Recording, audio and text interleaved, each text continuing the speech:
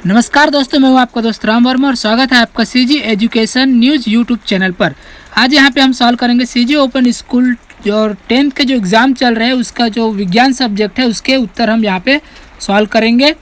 तो आपको बता दूं कि यहाँ पे थोड़ी बारिश हो रही है जहाँ पर मैं हूँ, तो बैकग्राउंड में बारिश की साउंड आ रही है जो मिक्स हो रहा है, तो आपको थोड़ा प्रॉब्लम हो सकता है। लेकिन क्या करें, अगर बारिश के रुकने का इंतज़ार करेंगे तो आपको आंसर नहीं बता पाएंगे।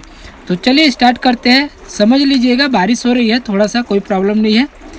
तो पहला प्रश्न जो आपका है उसमें अखंड में, तो वहाँ पे दिया है कि सही विकल्प चुनकर लिखिए। तो जिसका पहला क्वेश्चन जो है वो है विद्युत धारा का एसआई मात्रक क्या होता है। तो इसका सही आंसर जो है द वाला है, वो है एम्पियर। और दूसरे क्वेश्चन का जो आंसर है वो आएगा आपका 18, जो कि ऑप्शन नंबर स में है। ठीक है। और तीसरा जो क्वेश्चन है वो है परमाणु संख्या 20 के साथ तत्व आवर्त सारणी में कौन से आवर्त में रखा जाता है। तो उसका सही आंसर है 4 नंबर, और यह है अ में है इसका आंसर। और उसके बाद जो पांचवा प्रश्न है वो है वृत्तीय गति में वह बिंदु जिसके चारों ओर वस्तु घूमती है। 4 ऑप्शन दिए हैं, तो उसका जो सही वाला ऑप्शन है वो अ है, हमेशा विराम में रहता है। उसके बाद जो प्रश्न है वो पांचवा प्रश्न, केल्विन पैमाने में किसी वस्तु का माप 300 केल्विन है तो सेल्सियस पैमाने में उस वस्तु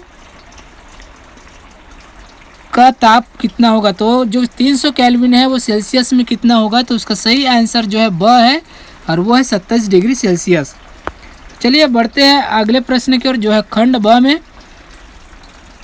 तो खंड ब में रिक्त स्थानों की पूर्ति कीजिए। यहाँ पर आपको ऑप्शन नहीं दिए गए हैं, आपको लिखना है। तो समान प्रतिरोध वाले दो प्रतिरोधक जो कि समांतर क्रम में जुड़े हैं के परिणाम का मान प्रत्येक प्रतिरोध के मान का व्युत्क्रम अनुपाती होता है। पहले का आंसर है। दूसरे का कोशिका का खोज रॉबर्ट हुक ने किया है।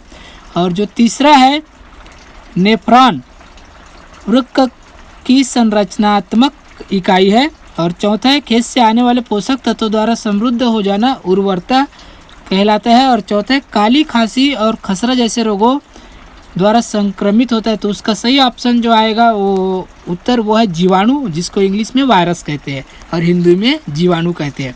चलिए बढ़ते हैं अगले प्रश्न की ओर, जो है खंड स से। तो खंड स में आपको जोड़ी मिलाना है, सही संबंध स्थापित करना है। तो पहले का जो बृहद पोषक तत्व के साथ जो आएगा वो है नाइट्रोजन। और इंसुलिन का अल्प स्राव, तो उससे जो बीमारी होती है वो मधुमेह है, जिसे शुगर भी कहते हैं। और तीसरा जो है ज्योति तीव्रता का मात्रक, तो ज्योति तीव्रता को किस में नापा जाता है, उसकी इकाई है कैंडला। और चौथा जो है परमाणु मॉडल, परमाणु मॉडल के सामने आपको लिखना है बोर।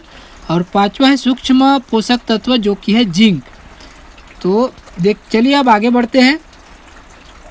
तो दूसरा प्रश्न जो है कंधे पर लटकने वाले थैलों में चौड़ी पट्टी क्यों लगी होती है। तो उसका सही आंसर है कि थैलों की चौड़ी पट्टी से कंधे पर पड़ने वाले दबाव को कम करने में सहायता मिलती है, इसलिए कंधों पर लटकने वाले थैलों में चौड़ी पट्टी लगी होती है। इसका आंसर है छोटे आंसर, शॉर्ट आंसर है, 2 नंबर का है, तो आपको छोटा सा आंसर लिखना है। उसके बाद बढ़ते हैं प्रश्न क्रमांक 3 के उत्तर की ओर। तो तीसरा जो है वह चाल की परिभाषा पूछी गई है कि क्या है चाल, और उसका ऐसा ही मात्रक लिखना है। तो किसी वस्तु के विस्थापन की दर को चाल कहते हैं, और चाल का सूत्र होता है दूरी बटे समय, और इसका ऐसा ही जो मात्रक होता है वो है मीटर पर सेकेंड इसका होता है। तो अगला प्रश्न की ओर बढ़ते जो कि चौथा है। तो यहाँ पर आपको उत्तल लेंस और अवतल लेंस में अंतर स्पष्ट करना है। तो यहाँ पर 2 अंतर आपको दिखे गए हैं, तो आपको इसी प्रकार से लिखने का। अगर आप ऐसे लिखेंगे तो आपको पूरे नंबर मिलेंगे। उसके बाद बढ़ते हैं 5वां नंबर के क्वेश्चन की ओर। तो जो कि है तार की कुंडली के कोर में नम लोहे को रखने पर चुंबकीय क्षेत्र क्यों बढ़ जाता है। तो उसका उत्तर है लोहे के अणु एक दिशा में होकर चुंबकीय क्षेत्र को बढ़ा देते हैं। और उसके बाद धातुओं के नाम लिखने, आपको बहुत सारे धातु मालूम है, लोहा, सोना, चांदी, और क्या है बहुत सारे एल्यूमिनियम है ना। तो आप खाली 2 लिखना है। तो लोहा को आयरन कहते हैं, जिसका संकेत है Fe।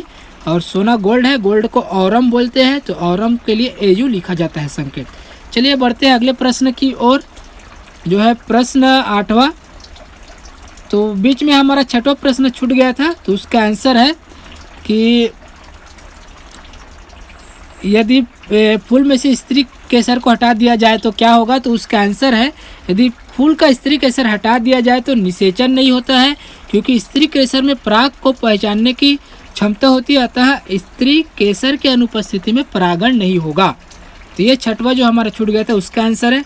उसके बाद बढ़ते हैं अगले प्रश्न की ओर, जो कि 8वां प्रश्न है, जिसमें मूल मात्रक और व्युत्पन्न मात्रक में अंतर स्पष्ट करना है। तो उसका अंतर यहाँ पे बहुत ही अच्छे तरीके से आपको बताया गया है, तो ये अंतर आप लिख सकते हैं। इसी प्रकार से लिखे गया आप टेबल बनाकर, तो इस प्रकार से आपको लिखना है। 3 अंतर यहाँ पे लिखे गए, बहुत छोटे छोटे हैं, पूरा आप लिखिए। चलिए आगे बढ़ते हैं। तो आगे उत्तर क्रमांक 9, तो उसमें द्रव्यमान संचरण के नियम के बारे में क्वेश्चन है और उसमें उदाहरण भी देना है। संरक्षण का नियम, तो ये नियम में आपको लिखना है कि यहाँ सिद्धांत कहते हैं कि किसी बंद व्यवस्था में द्रव्यमान सदा ही संरक्षित रहता है, वह न तो बढ़ता है न ही घटता है। द्रव्यमान का न ही सृजन हो सकता है न ही इसे नष्ट किया जा सकता है, परंतु आपस में पुनर्व्यवस्थित अवश्य हो सकता है। किसी भी रासायनिक प्रतिक्रिया में सारे अणु तथा परमाणुओं का वजन प्रतिक्रिया के पूर्व तथा पश्चात में समान ही रहते हैं। परमाणु केवल पुनर्व्यवस्थित होते हैं, वे कहीं विलुप्त नहीं होते और न ही अपने आप में पैदा होते हैं। और उसका उदाहरण जो है यहाँ पर आप लिख सकते हैं, एक मोमबत्ती ले, ये सब उदाहरण लेंगे और उसको लिख देंगे। ठीक है, तो ये हो गया आपका उत्तर नंबर 9। उसके बाद जो उत्तर क्रमांक 10 है उसकी ओर बढ़ते हैं। तो प्रश्न है, ऐसे 3 उपकरणों के नाम लिखना है जिसमें माइक्रोफोन और स्पीकर दोनों इस्तेमाल होते हैं, या दोनों में से एक होता है, या फिर दोनों एक साथ इस्तेमाल होता है, ऐसे लिखना है। तो आप सभी को पता है मोबाइल फ़ोन, आपके मोबाइल फ़ोन में माइक्रोफोन भी होता है और स्पीकर भी होता है। दूसरा है रेडियो, रेडियो में हो गया स्टीरियो, जो आप स्पीकर घर में सुनते हैं, MP3 प्लेयर वगैरह, तो इसमें भी जो है क्या होता है, स्पीकर होता है। तीसरा जो है टीवी, तो टीवी में भी स्पीकर होता है। तो आप ये लिखेंगे, ये ऐसा आंसर आपको लिखना है। ठीक है, तो आगे बढ़ते हैं उत्तर क्रमांक 11।